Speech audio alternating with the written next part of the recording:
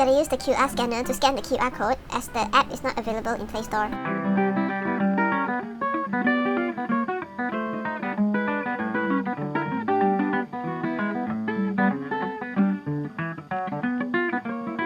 Your phone might take this as a harmful app, so you need to allow installation. There are currently no English version. This is their gentle reminder, just have to click I agree.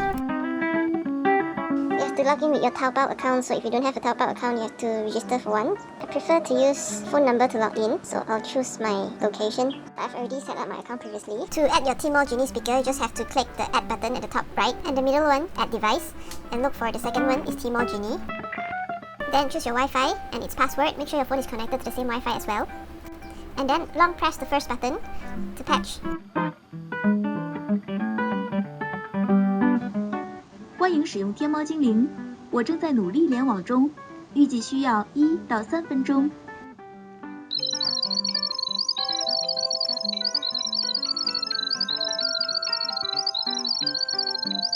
收到密码，正在连接网络。